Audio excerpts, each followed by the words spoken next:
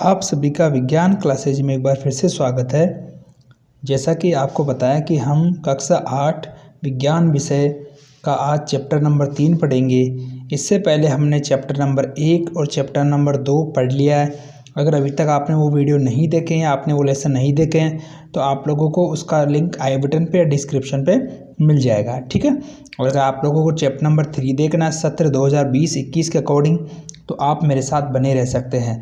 आज हम पढ़ेंगे एनसीईआरटी के सिलेबस पर आधारित लेसन नंबर 3 संश्लेषित रेशे और प्लास्टिक। देखो, जैसा कि इसके नाम से पता लग रहा है, सबसे पहले आप लोगों को देखना है संश्लेषित, यानी कि जिनका निर्माण प्रयोगशालाओं में या फैक्ट्रियों में किया गया है, उस प्रकार के सभी रेशे कहलाते हैं संश्लेषित रेशे और प्लास्टिक, ठीक है।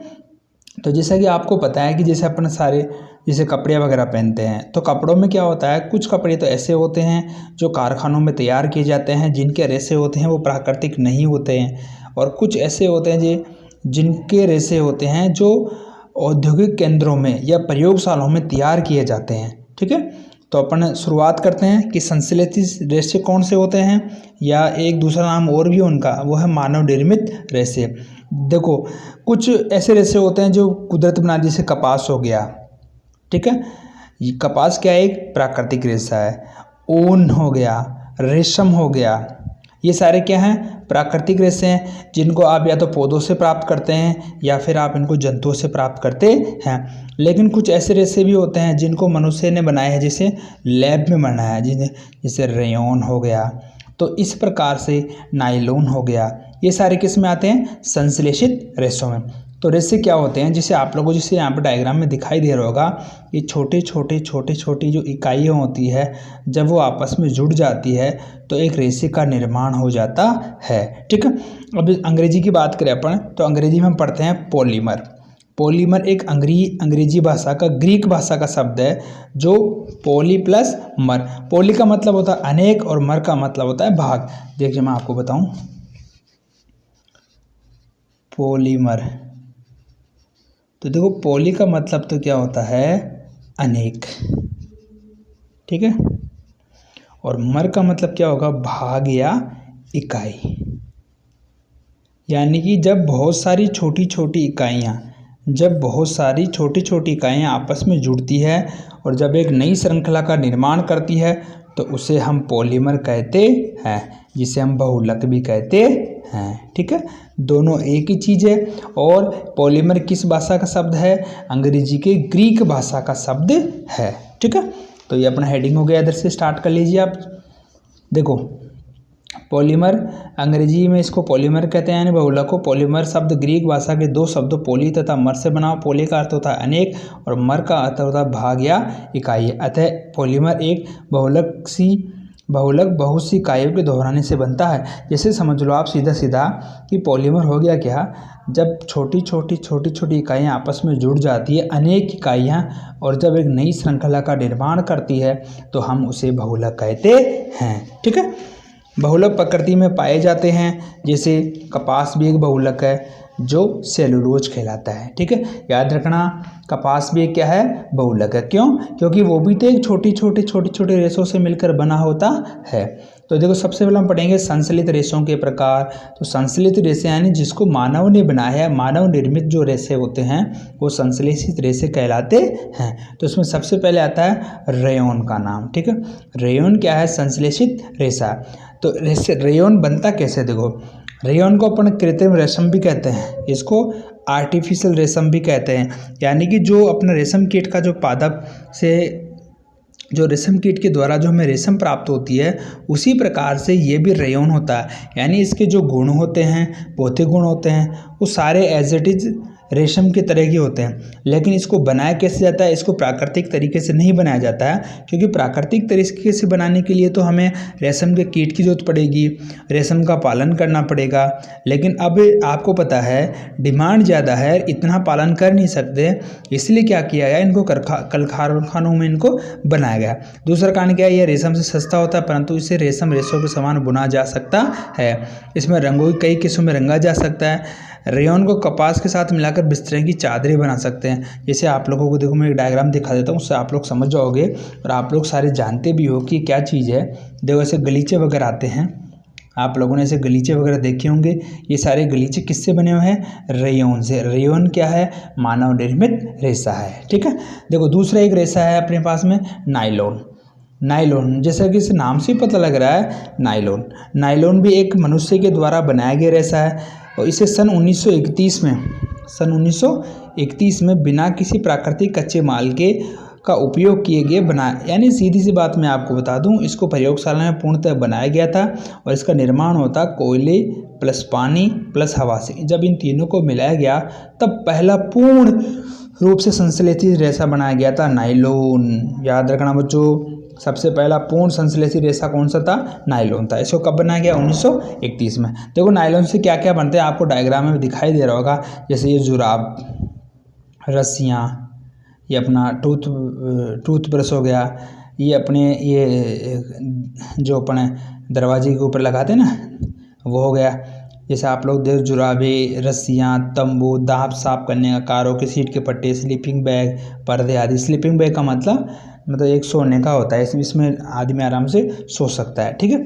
तो ये किससे बन रहा है? अपने नायलॉन से। याद रखना नायलॉन से क्या होता है? पैराशूट और जो पर्वतारोही होते हैं जो पर्वतों पर चढ़ते हैं, उनकी रस्सियाँ भी इसी से बनाई जाती है। क्यों? क्योंकि ये क्या होते हैं? थोड़े से मजबूत होते हैं। जैसे कि आप लोगों को डायग्राम में दिखाई दे रहा होगा नायलॉन के रेशे का उपयोग।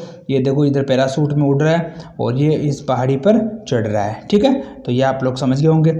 अगला देखते हैं अपने पॉलिएस्टर व एक्रिलिक। देखो ये भी रेशे कौन से हैं? ये मानव निर्मित रेशे या संश्लेषित रेशे हैं। आपने नाम सुना होगा पॉलिएस्टर, एक्रिलिक।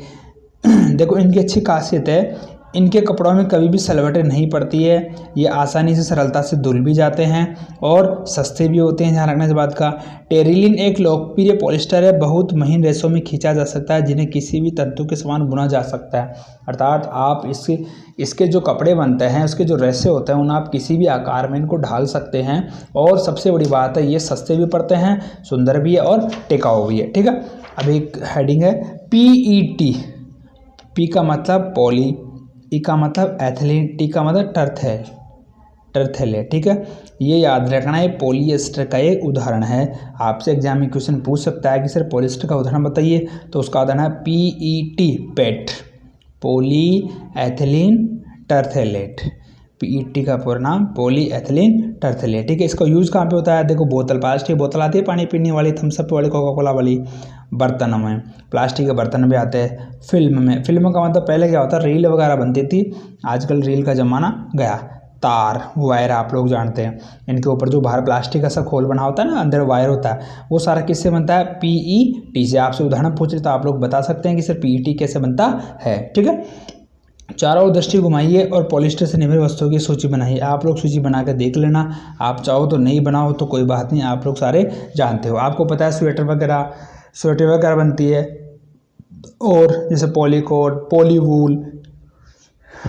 देखो एक चीज़ मैं आपको बता दूं, पॉलीवूल का क्वेश्चन आ सकता है अपने पास में। पॉलीवूल, पॉली का मतलब यहाँ पर पॉलिएस्टर है और वूल का मतलब होता है ऊन, यानी कि वह रेशे जिसमें पॉलिएस्टर प्लस ऊन दोनों को मिलाकर तैयार किया जाता है, उसे पॉलीवूल कहते हैं। ठीक है। अब सर्दियों का टाइम आने वाला है तो अपन क्या करते हैं? स्वेटर पहनते हैं। और स्वेटर किससे बनती है? पॉलीवूल से बनती है। याद रखना, पॉलीवूल, वूल का मतलब ऊन होता है, पॉली का मतलब पॉलिएस्टर है। ठीक है। तो पॉलीवूल क्या हो गया? एक संश्लेषित रेशा हो गया। ठीक है। तो एक रेशा और भी होता है जिसका नाम है एक्रिलिक। देखो अन्य प्रकार के संश्लेषित रेशे तैयार किए जाते हैं जो एक्रिलिक कहलाते हैं। देखो एक्चुअली ध्यान रखना, ये प्राकृतिक ऊन से निर्मित नहीं होते हैं, लेकिन दिखाई कैसे देते हैं? प्राकृतिक ऊन की तरह ही दिखाई, सदृश्य का मतलब की तरह दिखाई देते हैं। एक्चुअल में क्या होते हैं? ये सारे एक्रिलिक कहलाते हैं। प्राकृतिक स्रोत से प्राप्त ऊन बहुत महंगी होती है, जबकि एक्रिलिक से बनी वस्तुओं अपेक्षाकृत सस्ती होती है तथा इनमें अलग अलग कलर और अलग अलग डिजाइन भी होती है। तो अगर आपसे क्वेश्चन पूछ ले तो आप लोग बता देना बेझिझक कि सर पहली बात तो प्राकृतिक तरीके से जो हमें ऊन प्राप्त होती है या जो हमें रेशे प्राप्त होते हैं उनकी तुलना में सस्ते होते हैं, सुंदर होते हैं, टिकाऊ होते हैं। इनमें रंगों की अलग अलग अपने को डिजाइनें मिल जाती है, जिससे क्या होता है व्यक्ति खरीदने में इसको सुविधा रहती है। ठीक है। चलिए आगे चलते हैं अपन। देखो आगे है अपने पास में, और इसमें मैंने आपको सारी चीज़ें एक बार बता दी है। जैसे अपने को काम की चीज़ें बता रहा है कि अगर कहीं प्रयोगशाला वगैरह में, लैब वगैरह में या रसोई में अगर अपन को काम कर रहे हो तो अपने को पॉलिएस्टर के कपड़े नहीं पहनने चाहिए। क्यों? क्योंकि जब आग लग जाएगी, अब ये तो क्या है कि एक तरीके से केमिकल से बनाया हुआ है, केमिकल से बनाएंगे तो आग लगेगी, तुरंत आग पकड़ जाएंगे और व्यक्ति जल जाएगा। लेकिन अगर इसकी जगह अपन कपास से या सूती कपड़े से बनाए कपड़े पहनेंगे तो वो क्या होगा, जल्दी आग नहीं पकड़ते हैं। ठीक है, तो ये कारण है कि अपने रसोई वगैरह में, एप्रिन वगैरह में अपने इसको नहीं पहनना चाहिए। अगला है संश्लेषित रेशे गुणधर्म। गुणधर्म का मतलब अपने को दिखाई कैसे देते हैं, संश्लेषित रेशे या मानव निर्मित जो रेशे होते हैं वो दिखाई कैसे देते हैं। देखो एक लाइन में आपको बता दूं, पेट्रो रसायन क्या होता है। सभी संश्लेषित रेशे पेट्रोलियम मूल के कच्चे माल जो पेट्रो रसायन कहलाते हैं के विविध प्रकारों द्वारा तैयार होते हैं। ऐसे समझो इसका मतलब कि जितने भी रेशे होते हैं भैया, उन सभी रेशों को पेट्रोलियम पदार्थों की मदद से तैयार किया जाता है।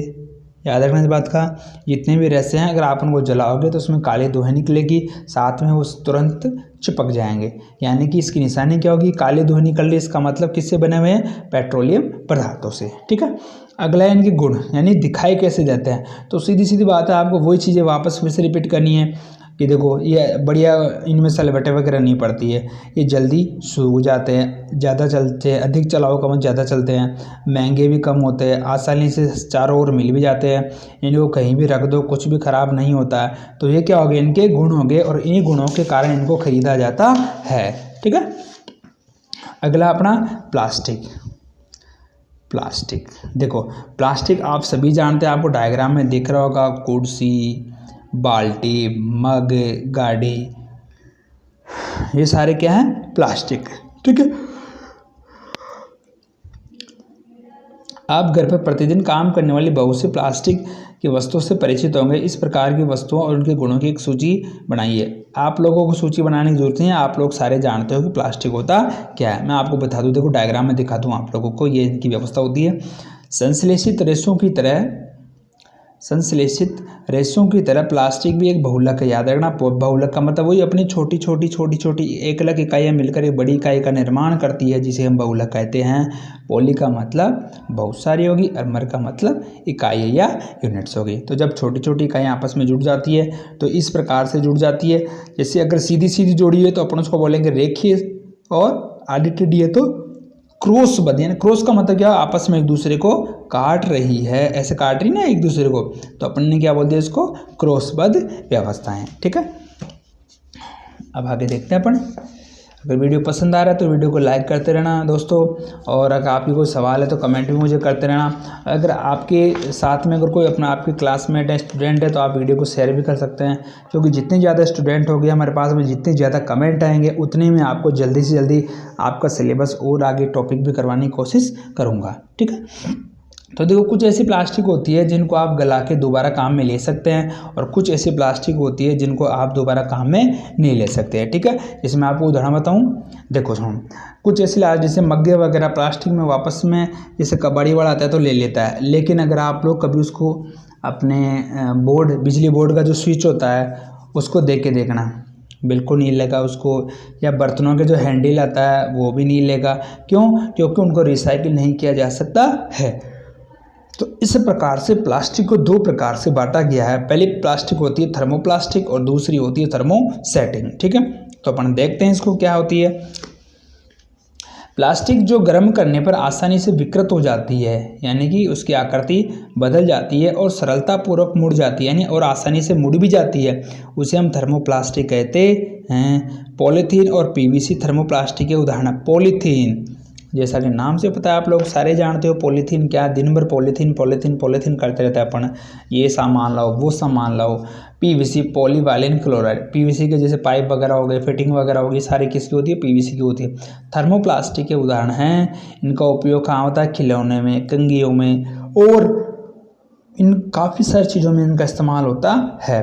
दूसरी ओर देखो, ये पहला उदाहरण हो गया अपना थर्मोप्लास्टिक का, यानी कि थर्मोप्लास्टिक वे प्लास्टिक हो गई जिनका अपन दोबारा से काम में ले सकते हैं, इनको गला के अपन वापस से काम में ले सकते हैं, जैसे कि आप लोगों को इस डायग्राम में दिखाई दे रहा है। सारा प्लास्टिक वगैरह सारी अपन वापस में काम में ले सकते हैं। लेकिन दूसरी प्लास्टिक ऐसी होती है जिसको अगर एक बार आपने सांचे में डाल दिया तो आप इसको गर्म करने के बाद में भी आप इनको नर्म नहीं कर सकते। नर्म का मतलब इसको मोड़ नहीं सकते, इसलिए इनको बोलते हैं थर्मोसेटिंग, यानी एक बार सेट हो गए तो सेट हो गए बस, इसका दोबारा यूज़ नहीं हो सकता। उदाहरण क्या है इसके, बेकलाइट और मेलामाइन। तो दोनों के उदाहरण याद कर लेना, इधर पीवीसी याद कर लेना, इधर बेकलाइट और मेलामाइन, इनको याद कर लेना है। बेकलाइट क्या चीज़ है, बेकलाइट क्या होता है, करंट को आने से रोकता है, यानी कि एक तरीके से क्या होता है, ये कुचालक का कार्य करता है। इसी वजह से क्या होता है, जैसे अपने कुकर का हैंडल या अपना जो प्लास होता है उनके ऊपर चढ़ाया जाता है, या ऐसी चीज़ें बिजली के उपकरणों में चढ़ाई जाती है जिससे करंट का आने का खतरा नहीं होता है। ठीक है, मेलामाइन एक बहुउपयोगी पदार्थ है, अर्थात इसका बहुत सारी जगह इसका इस्तेमाल होता है। स्पेशली इसका इस्तेमाल होता है आग से बचाने के लिए। अगर इससे कोई आग वगैरह लगती है तो जो आग बुझाने वाले होते हैं जो अपना सूट पहनते हैं वो सूट मेलामाइन से बना होता है, या जो बम डिफ्यूज़ करने वाले लोग होते हैं उनका जो सूट होता है वो स्पेशल सूट होता है, वो भी किससे बना होता है, मेलामाइन से बना होता है। इसके अलावा ये फर्श की टाइलें, रसोई का बर्तन, कपड़े बनाने में इनका उपयोग किया जाता है। देखो मैं आपको डायग्राम दिखा देता हूँ, ये है भैया थर्मोसेटिंग प्लास्टिक के उदाहरण, ऊपर वाला देख लो, प्लेट हो गया, ठीक है, दिख रहा है आप लोगों को। और ये थर्मोप्लास्टिक वाला, यानी वायर वगैरह होते हैं या ये बाल्टियाँ वगैरह होती है, इनका भाव क्या होता है, कबाड़ी वापस भी ले लेता है। ठीक है, लेकिन उनको नहीं लेता है, याद रखना इस बात का, किन किन को नहीं लेता। देखो दोबारा रिपीट कर रहा हूँ, थर्मोप्लास्टिक और थर्मोसेटिंग। थर्मोप्लास्टिक में क्या हो गया, पीवीसी वगैरह आ गया जिनको अपन वापस से रिसाइल कर सकते हैं, और थर्मोसेटिंग में अगर ये बात सांचे में डाल दिया तो डाल दिया, इसको अपन वापस से काम में नहीं ले सकते। ठीक है, अगला है भैया विकल्प पदार्थ प्लास्टिक। अब आपको पता है हर चीज़ में प्लास्टिक काम में आ रहा है। ठीक है, जैसे हर चीज़ डालने में प्लास्टिक काम आ रहा है, चाहे खाने की चीज़ हो, पानी हो, दूध हो, सूखे मेवे हों, हर चीज़ में प्लास्टिक का काम आ रहा है। अब ऐसे क्या क्या कारण है कि प्लास्टिक को लिया जाता है, तो उसका सबसे बड़ा कारण है प्लास्टिक अनअभिक्रियाशील, अर्थात ये किसी भी खाने पीने की चीज़ों के साथ में या किसी जिस पात्र में आप इसको रख रहे हैं उसके साथ में कोई रिएक्शन नहीं करती है। वैसे अगर लंबे समय तक रखेंगे तो इसके दुष्परिणाम भी आप लोगों को देखने में मिल सकते हैं। ठीक है, तो पहला कारण तो ये हो गया। दूसरा कारण है प्लास्टिक हल्का, प्रबल और चिरस्थायी है। हल्का भी होता है प्लास्टिक, देखो आप प्लास्टिक बोतल देखो हल्की होती है, प्रबल यानी कि मजबूत भी होती है, क्यों, पानी का आराम से वेग ले लेती है, और चिरस्थायी, चिरस्थायी का मतलब लंबे समय तक चलने वाली होती है। जैसे आप लोग देखते हो मग, बाल्टी हैं, ये कितने समय तक चलते हैं, 2-2 साल 3-3 साल तक चलते रहते हैं, मजबूत भी होते हैं, पानी भी चलता है इसमें, ये बार गिरा भी देते हैं लेकिन फिर भी ये नहीं टूटते हैं, और मेन बात ये सस्ते भी होते हैं, ज़्यादा महंगे नहीं होते हैं। तो यही कारण चल रहा है अपना कि इन प्लास्टिकों को अपन इस्तेमाल करते हैं। ठीक है, अब तीसरा कारण क्या है, प्लास्टिक कुचालक, यानी कि इसमें करंट आने का कोई खतरा नहीं है, यानी कि इसका इस्तेमाल अपन कुचालक की तरह भी कर सकते हैं। जैसे बिजली के तार प्लास्टिक से ढके होते हैं, खाना बनाने वाले पात्रों के हत्थे इसके बने होते हैं, इससे क्या होता है जो हैंडल वगैरह होता है वो गर्म नहीं होता है। ठीक है, अब देखो कुछ प्लास्टिक ऐसी भी होती है जिसका अपन एक बार रिवीजन कर लेते हैं। प्लास्टिक का स्वास्थ्य देखभाल उद्योग में व्यापक उपयोग होता है। इनके उपयोग के लिए कुछ उदाहरण जैसे दवाओं की गोलियाँ, टिकियाँ, या जो पैकिंग के जो दवाई वगैरह पैक करते हैं और सिरिंजें पैक करते हैं, वो सारी किस्में होती है, वो सारे प्लास्टिक की होती है। या ये डॉक्टर जो काम में दस्ताने लेते हैं वो सारे प्लास्टिक के होते हैं। माइक्रो ओवन में भोजन पकाने के लिए, माइक्रो ओवन होता है ना, एक बिजली का होता है, एक बक्सा सा होता है जिसमें क्या होता है खाना गर्म वगैरह रहता है, गर्म का गर्म रहता है। ठीक है, एक टेफ्लॉन होती है, एक विशिष्ट प्लास्टिक होती है, यानी कि एक अपना तवा ऐसा होता है टेफ्लॉन का जो नॉन स्टिक, जिसको अपन बोलते हैं नॉन स्टिक तवा। नॉन स्टिक तवा पे क्या होता है, उसके ऊपर एक ऐसी प्लास्टिक चढ़ी होती है जिससे क्या होता है खाना वगैरह अपना चिपकता नहीं है। ठीक है, एक प्लास्टिक अपने एक इधर है, एक और अग्नि सह प्लास्टिक। अग्नि यानी कि आग, सह का मतलब सहन करने वाली प्लास्टिक, यानी कि वह प्लास्टिक जिसका उदाहरण याद रखना मेलामाइन होता है। यानी कि अगर मान लो कहीं आग लग गई है, आग बुझानी है, तो एक सूट पहन के जाते हैं, मतलब एक अलग सी एक ड्रेस होती है, वो ड्रेस किसकी बनी होती है, मेलामाइन की बनी होती है। ठीक है, अगला अपनी हेडिंग है प्लास्टिक और पर्यावरण। अब आपको बताया भैया प्लास्टिक के साथ साथ में हमारा जीवन यापन हो रहा है, तो चारों ओर प्लास्टिक ही प्लास्टिक हो रखी है। प्लास्टिक की उम्र भी बहुत ज़्यादा है, यानी कि हमें पता ही नहीं है कि कितनी वर्षों तक ये प्लास्टिक है जो गलेगी। ठीक है, तो देखो कुछ वायुमंडल में या पर्यावरण में क्या होते हैं, ऐसे पदार्थ होते हैं जो ऑटोमेटिकली गल जाते हैं, लेकिन कुछ ऐसे पदार्थ होते हैं जो गलते नहीं हैं। तो अपन देख लेते हैं। पदार्थ जो प्राकृतिक प्रक्रिया जैसे जीवाणु क्रिया उधर अपघटित हो जाते हैं, यानी जो जल्दी गल जाते हैं, उसे जैव निम्नीकरण पदार्थ कहते हैं। और कुछ ऐसे पदार्थ होते हैं जो आसानी से विघटित नहीं होते हैं, उन्हें जैव अनिम्नीकरण पदार्थ कहते हैं। ठीक है, याद रखना दोनों चीज़ों को। अभी एक मैं टेबल आपको दिखा देता हूँ, उस टेबल को देखने बाद में आप लोग खुद समझ जाओगे कि सर आज के बाद में हम फालतू कचरा नहीं फैलाएंगे। देखो अगर बाहर अगर सब्जी फलों के छिलके भोजन वगैरह फेंका तो 1 या 2 सप्ताह में वो गल जाएगा। तो श्रेणी कौन सी होगी, जैव निम्नीकरण हो गई। कागज़ अगर आपने फेंका तो 10 से 30 दिन में उसको काम लग जाएगा, जैव निम्नीकरण हो गया। सूती कपड़े को अगर आप कहीं फेंकेंगे तो 2 से 5 महीने में गल जाएगा, जैव निम्नीकरण हो गया। लकड़ी अगर आपने कहीं डाल दिया तो 10 से 15 वर्ष में पूरी तरह समाप्त हो जाएगी, जैव निम्नीकरण होता है। ऊनी कपड़ों अगर आपने डाल दिया तो लगभग 1 साल में उसका काम तमाम हो जाएगा, जैव निम्नीकरण हो गया। अब देखो टिन, एल्यूमिनियम और धातुओं के अगर कोई डिब्बे हैं, उनको आपने कहीं फेंक दिया तो 100 से 500 साल लग जाएंगे उनको गलने में, यानी कि जैव अनिम्नीकरण है, यानी वायुमंडल को ज़्यादा नुकसान पहुंचा रहे हैं।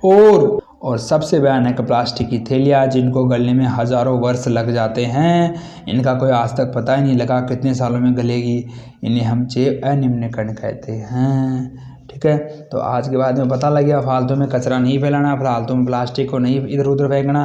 क्यों? क्योंकि हमारे वायुमंडल को ख़राब करती है। ठीक है, तो आगे अपन थोड़ा सा और देख लेते हैं प्लास्टिक का वगैरह। तो देखो प्लास्टिक को रिसाइकिल करने का एक तरीका ये बताते हैं अपने 5R का सिद्धांत। 5R का सिद्धांत क्या है, मैं आप लोगों को इधर लिख के दिखाता हूँ। देख बेटा, R 5R। तो देखो सबसे पहले है 1 2 3 4 5। ठीक है, सबसे पहले है रिड्यूज, फिर क्या है रीयूज, फिर क्या है रिसाइकल, फिर क्या है रिकवर, और फिर क्या है रिफ्यूज। तो देखो रिड्यूस का मतलब सबसे कम काम में लो भैया। रीयूज़ का मतलब कोई चीज़ आप घर में ले आए तो उसको आप लोग बार बार इसका इस्तेमाल करते रहो, ऐसे नहीं भाई आज काम में ले कल दूसरा जाके ले आए। रिसाइकिल, अगर कोई चीज़ पुरानी हो गई तो आप कबाड़ियों को दे दो, फिर उससे क्या होगा नई चीज़ बन के आ जाएगी। रिकवर का मतलब हो गया अगर आपने कोई पुरानी चीज़ आपने रिसाइकिल करने के लिए दिए तो आप लोग भी उस पुरानी चीज़ को ख़रीदने की कोशिश किया करो, यानी आप उस चीज़ को वापस प्राप्त करने की कोशिश करो जिससे नई प्लास्टिक बनाने की ज़रूरत नहीं पड़ेगी। और लास्ट में क्या होता है रिफ्यूज का मतलब ऐसी चीज़ों का आपको इस्तेमाल करना है जो वायुमंडल के लिए अच्छी है, पर्यावरण को नुकसान नहीं पहुंचाती है। जो चीज़ें पर्यावरण को नुकसान पहुंचाती है उनका इस्तेमाल करने के लिए मना कर दो। इसे 5R का सिद्धांत कहते हैं। और 5R का सिद्धांत आपसे पूछ भी सकता है कोई भी, तो आप लोग बता देना सिर्फ 5R का सिद्धांत ये होता है। ठीक है, तो इस प्रकार से कुछ सिंपल सी चीज़, जैसे प्लास्टिक की थैलियों को पानी के जलाशयों में या सड़क पर नहीं फेंकना है। खरीदारी करते समय आपको सूती कपड़े का थैला वगैरह लेके जाना पड़ेगा, क्योंकि आपको पता है इधर उधर गायें वगैरह घूमती रहती है, कहीं आपने कुछ उसमें खाने पीने की चीज़ें डाल दी तो वो थैलियों के साथ में खा जाएगी, जिससे क्या होगा जानवर मर भी सकता है। इसी के साथ में हमारा भैया चैप्टर समाप्ति की ओर समाप्त होता है। देखो सुनो, अब मेरी बात क्या करना है आप लोगों को, आपको आज ही अपने बुक के खोलनी है। अब मेरा वीडियो 2 बार देख लेना, 1 बार 2 बार वीडियो देख लेना ये, उसके बाद में आप अपनी किताब को उठाएंगे और उसको पढ़ना शुरू करेंगे। मैं गारंटी के साथ दे रहा हूँ आपके पूरा लेसन एकदम कंठस्थ याद हो जाएगा। और फिर भी याद नहीं होता है तो मुझे कमेंट करके आप बता देना कि सर आपने झूठ बोला है। मैं झूठ नहीं बोल रहा, आपको बता रहा हूँ। 1-2 बार आप 2 बार वीडियो देख लेना ये, उसके बाद में आप किताब उठा के पढ़ना शुरू करना, आपको ढंग से सारी चीज़ें क्लियर हो जाएगी और आपके अच्छे से अच्छे मार्क्स आएंगे। अब रही बात क्वेश्चन आंसर की, अगर आप लोगों को क्वेश्चन आंसर नहीं आ रहे हैं तो मुझे कमेंट करके बता देना। मैं आप लोगों को इसी वीडियो के डिस्क्रिप्शन में इसका आंसर शीट आपको अवेलेबल करा दूंगा। ठीक है। उम्मीद करता हूँ आपको वीडियो पसंद आया होगा। पसंद आया अगर आपको हमारी मेहनत अच्छी लग रही है या आपको कुछ फ़ायदा लग रहा है तो आप वीडियो को लाइक करेंगे, अपने दोस्तों को इसके साथ में ज़्यादा से ज़्यादा शेयर करेंगे। ठीक है, तो मिलते हैं अपन अगले लेसन की तरफ। इस लेसन का नाम है पदार्थ, धातु और अधातु। तो अगले वीडियो नंबर 4 में हम पढ़ेंगे चैप्टर नंबर 4 पदार्थ, धातु और अधातु। इसी के साथ में विदा लेते हैं, मिलते हैं अगले वीडियो में। जय हिंद, जय भारत।